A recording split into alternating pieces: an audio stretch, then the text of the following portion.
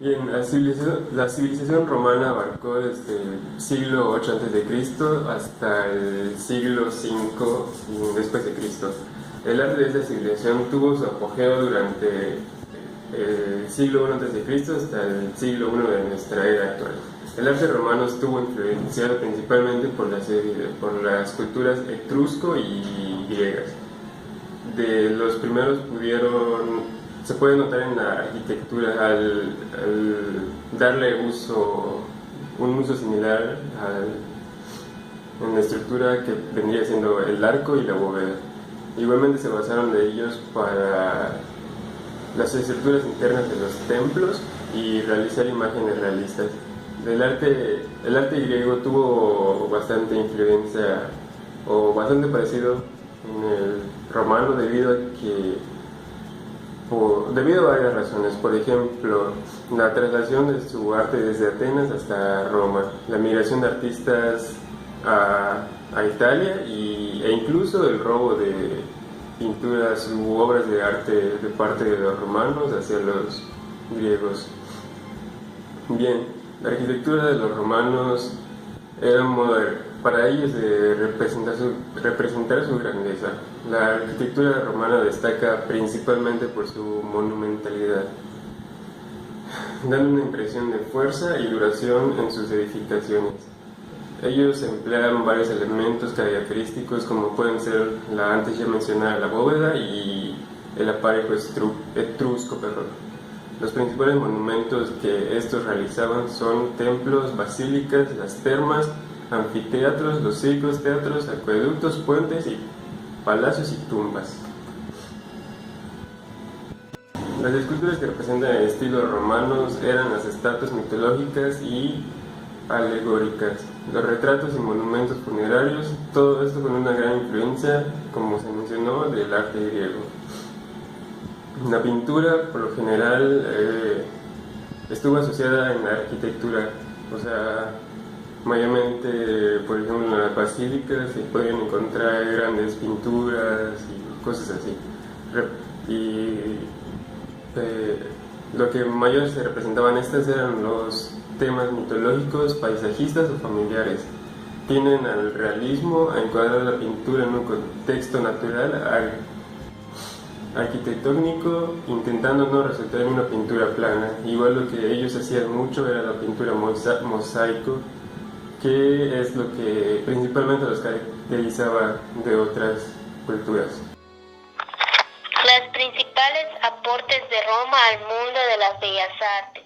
La originalidad de sus aportes se cuestiona. No hay discusión en que Roma fue una civilización que innovó mejorando la tecnología existente y poniéndola al servicio de la mayoría.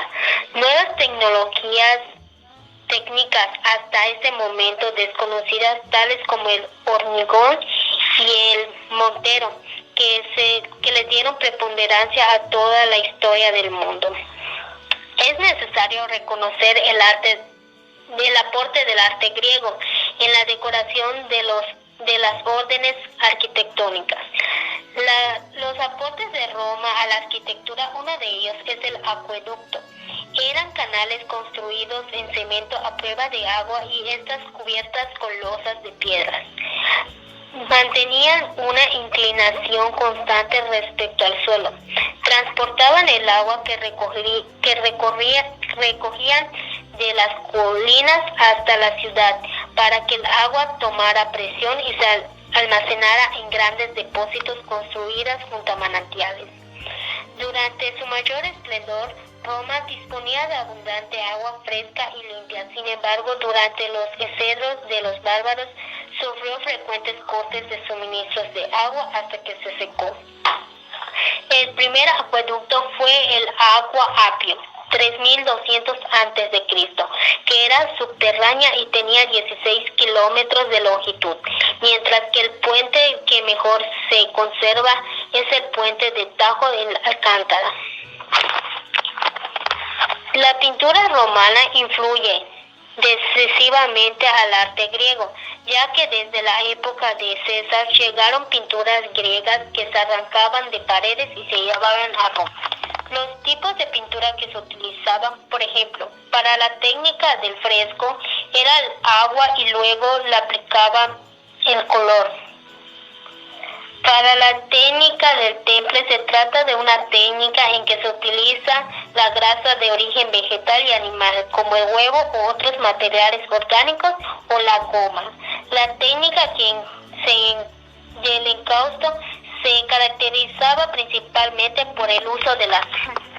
La pintura romana se caracteriza en 4 estilos a partir del siglo XIX, conservados en Pompeya. Esta es una ciudad privilegiada por el arte pictórico romano. El primero es el estilo de incrustación. Este estilo de pintura romana se desarrolla desde mediados del siglo II a.C. hasta principios del siglo I a.C. Es así llamado porque imita la decoración de mármoles que se aplican en épocas humanísticas. El 2 es estilo arquitectónico. Se desarrolla durante el siglo I a.C. en la época de César. Es llamado estilo arquitectónico porque imita no solo revestimiento, sino también arquitecturas. El 3, estilo místico u ornamental. Se dio entre el 27 a.C. hasta mitad del siglo I después de Cristo, durante la época de Augusto y sus sucesores. Es una mezcla de los dos anteriores, un estilo menos real y más fantástico. El 4, estilo ilusionista o escenográfico. Se trata de la pintura que se manifiesta desde la época de Neón en la primera mitad del siglo I hasta el final de este siglo. Una de las obras que más me llamó la atención fue el Baccio Próculo, también conocido como retrato de tensión neón. Es un fresco dotado aproximadamente entre los años 20 después de Cristo y 30 después de Cristo, pertenecientes al arte romano. Este fresco, tanto el hombre como la mujer se encuentran ataviados con la toga blanca en el caso del hombre y la roja en el caso de la mujer, que los caracteriza como ciudadanos romanos. Actualmente se encuentran expuestos en el Museo Arqueológico Nacional de Nápoles, Italia. Introducción artística del periodo bizantino. Se denomina al Imperio Bizantino o Bizancio a la parte oriental del Imperio Romano, que pervivió durante toda la Edad Media y el comienzo del Renacimiento. Este imperio se ubicaba en el Mediterráneo oriental. Su capital se encontraba en lo que era Constantinopla, actual Estambul, cuyo nombre antiguo era Bizancio. Importante en la ciudad de Tracia, fundada en 650 a.C. También se conoce el Imperio Bizantino como el Imperio Romano de Oriente. Bueno, dicho esto, ya pasaremos a lo que es realmente que nos importa, que es su arte, lo que es la arquitectura, sus pinturas y los mosaicos, los cuales fueron influidos por lo que fue el helenismo, el cristianismo y parte del influjo oriental. Empezando con la arquitectura bizantina, esta es la heredera de la arquitectura romana y la arquitectura paleocristiana, quiere decir parte de lo que es el cristianismo, debido a que este último fue una religión impuesta por Constantino durante su imperio. Obviamente hubo cierta oposición intelectual ante esto, pero a fin de cuentas se quedaron ciertas influencias arquitectónicas sobre estas cosas.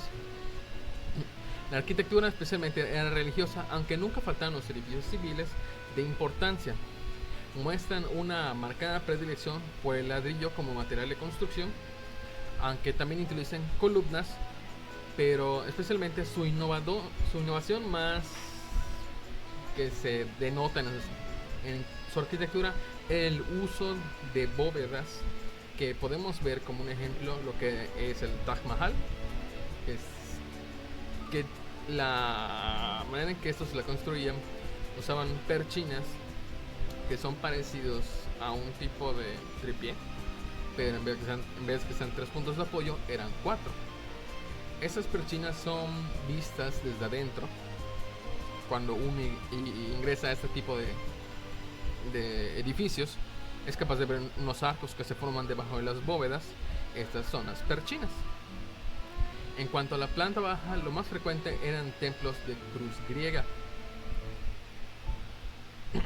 Durante la arquitectura bizantina se marcaron 3 periodos importantes, o 3 edades: la primera edad de oro, la segunda edad de oro y la tercera edad de oro. La primera edad de oro tiene su momento más representativo en la época de Justino o Justiniano, y los edificios más destacados son la iglesia de Santos de Sergio y Baco, la de Santa Irene y sobre todo la de Santa Sofía o Hagia Sofía, todas estas ubicadas en Constantinopla. Para empezar, estos edificios poseían bóvedas semisféricas mediante hiladas concéntricas de ladrillo, como les mencioné anteriormente, que era su material preferido para construir. Estas eran acomodadas a modo de coronas de un radio decreciente, es decir, que iban así y se iban cerrando hacia la parte de arriba. Eran concebidas como una imagen del cosmos divino. De hecho, como avanzan las edades, cambian en cierta forma la manera en que son construidas las bóvedas. En la segunda edad de oro coincide en el renacimiento macedónico en el siglo IX, siglo X y siglo XI. Sigue siendo la iglesia la planta central de cubierta de cúpula en modo fundamental. La planta de cruz griega sigue siendo la usada en este tipo de lugares. Realmente estos fueron acomodados en 5 brazos en forma de cruz, y estos obviamente alineados con las cúpulas y lo que eran llamadas bóvedas de cañón, que eran la parte inferior. Estas eran acomodadas una en el centro y otros 4 en los ángulos. La segunda edad de oro coincide con el renacimiento macedónico, que da inicio en el siglo IX, siglo X y siglo XI. Sigue siendo la iglesia de planta central cubierta con cúpula el modelo fundamental de construcción. Son frecuentes las iglesias de planta de cruz griega, inscrito en un cuadrado, con los brazos de la cruz cubiertos con bóvedas de cañón y 5 cúpulas, una en el centro y 4 en los ángulos. Ese era un cuadrado, y en vez que estén alineadas completamente sobre la cruz, en los ángulos, es decir, en las esquinas. Estos eran prototipos de la nueva iglesia, construidos por Basilio I, hoy desaparecidas. En algunas iglesias destacadas en esta segunda edad de oro son la iglesia de los Santos Apóstoles, ubicada en Constantinopla, la Santa Catalina Salónica, la Catedral de Atenas, la Basílica de San Marcos de Venecia. ¿Okay? La tercera edad de oro comienza tras la recuperación de Constantinopla en 1261. Es una época de difusión de las formas bizantinas tanto hacia el norte, que era Rusia, como hacia el occidente. Las novedades de este periodo son más bien decorativas que estructurales. Destacan iglesias como la Santa María de Pamakaristos en Constantinopla, las iglesias del Monte de Athos o el conjunto de iglesias de Mistra en Peloponeso, y la Catedral de la Dormición en Moscú. Durante el periodo, y si no estoy mal, de Iván el Terrible. La escultura bizantina. Las esculturas bizantinas se usaban generalmente, o la que más destaca entre estos, era la técnica que usaban llamada bajo relieve. Es una confección de imágenes o inscripciones en muros que se consigue remarcando bordes del dibujo, rebajando el muro y tallando las figuras que sobresalen ligeramente del fondo, con lo que daban un efecto tridimensional. Una de estas obras, o una de las conocidas, es el díptico de Barberine en Louvre. Ya empezando a hablar de los mosaicos bizantinos, unas cosas que acabo de recalcar, que los mosaicos bizantinos revestían los muros de sus templos, básicamente para ocultar la pobreza de los materiales usados, sino también como un medio de expresar su religiosidad o devoción al carácter semidivino del poder imperial. Un gran ejemplo de estos es la San Vital de Ravenna. Mosaicos eran usados durante la primera y la segunda edad de oro. Luego de pasar las primeras dos edades de oro, los mismos mosaicos son sustituidos por las pinturas, debido a que ya empiezan a usar materiales un poco más estéticos o más finos, por así decirlo. Así que para mantener esa estética del edificio empiezan a usar las pinturas. Un gran ejemplo de estas pinturas son la Virgen del Perpetuo Socorro, que se encuentra en la iglesia de San Alfonso en Roma. Esta pintura fue creada por Andrea Ricci de Candia.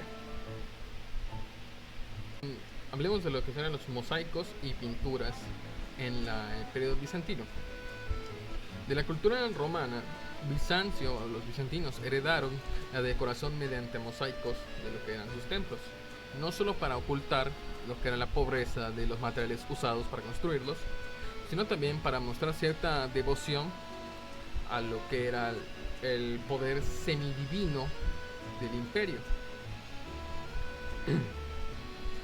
Obviamente esos mosaicos llegaron a su máximo esplendor durante con los bizantinos, debido a que todos esos mosaicos eran, por así decirlo, no es que sea malo, no se ofenda a nadie, cuentos o fábulas que redacta en los mismos textos bíblicos o algunos textos divinos. Esos mosaicos eran figuras formadas por pequeños trozos de piedra o vidrio, coloreado también con teselas. Estos seguían estrictas normas para ilustrar pasajes de la vida de los emperadores y escenas religiosas. Estas últimas cubrían las murallas y los cielos rasos de las iglesias, donde estaban las mismas cúpulas.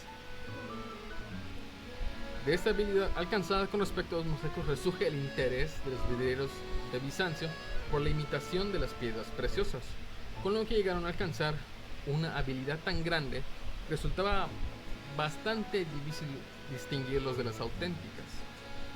Básicamente eran falsificadores, podría decirse, de una piedra preciosa.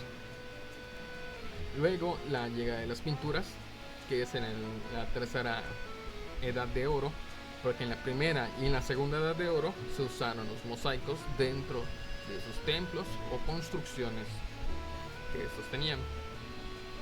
En la tercera edad de oro llegan las pinturas que sustituyen a los mosaicos. ¿Por qué? Porque ya contaban con materiales más finos de construcción, que eran un poquito más estéticos a su gusto. Porque recuerden que no solo era para demostrar su devoción a lo divino, sino también para ocultar la pobreza del material que ellos utilizaban. Por eso, durante la tercera edad de oro, estos sustituyen, y al tener mejor materiales, sustituyen los mosaicos por la pintura. Un gran ejemplo de estas pinturas se encuentra en la iglesia de San Alfonso, es la Virgen del Perpetuo Socorro. Estas pinturas generalmente eran escenas de la Biblia o algún personaje bíblico. Bueno, eso es todo lo que es realmente que destaca del periodo bizantino, que ahorita mis compañeros van a seguir hablando sobre las demás épocas que siguieron a esto. Buenas tardes, hoy les voy a hablar de algunas generalidades del arte islámico. El arte islámico se centra en la mayoría de sus generalidades, valga la redundancia, en algunos estados o países del centro medio, como por ejemplo Kazajistán, Ayakistán, y otros países, etc. Algunas de sus características son el eclectismo, que es la unión o fusión de diferentes culturas, como por ejemplo el arte islámico con culturas, no sé, persa, que al unirse crean un mestizaje que hace que sea mucho mejor lo que ya era. Otra característica que tienen es que la mayoría de las tendencias de lo que hablan los árabes en su lenguaje es que es más bien centrado sobre su Dios. En la mayoría de las porcelanas que ellos tienen no representan nada de animales o personas, solo de su Dios Alá, y de cómo supuestamente Alá creó todo lo relacionado con su cultura. En el caso de la geometría es un instrumento que ellos utilizan para medir, y al medio de utilizar sus conocimientos en matemática pueden construir todo tipo de arquitectura, por ejemplo palacios, mezquitas, pilares, todo tipo de edificaciones. Ahora, con la arquitectura, como ya había mencionado antes, lo que ellos suelen hacer, aparte de los palacios, son unas tumbas especiales donde ponen a sus gobernantes, ya sea presidentes, vicepresidentes, etc. Aunque no siempre lo suelen hacer más en el pasado. Actualmente lo hacen algunas veces. Pintura. En el caso de la pintura, lo que ellos suelen hacer son todo tipo de mosaicos, como por esta imagen que les voy a poner aquí. De esos mosaicos lo que suelen utilizarse es azulejos especiales para adornar lo que serían las edificaciones o los pisos. Y por último, las estatuas o esculturas no suelen escasear, porque en lo que más se centraban era en hacer esculturas. Casi no se utilizaban ya que escaseaban. Si bien sí existían algunas esculturas, como son algunas estatuas como las que voy a poner aquí a continuación, solían escasearse, ya que la mayoría de objetos que hacían eran de cerámica, vidrio o de mármol, pero se utilizaban más en sus edificaciones de construcciones. Por ejemplo, se usaban en las puertas, que ponían todo tipo de símbolos o gráficos, o en las paredes de los edificios. Eso es todo.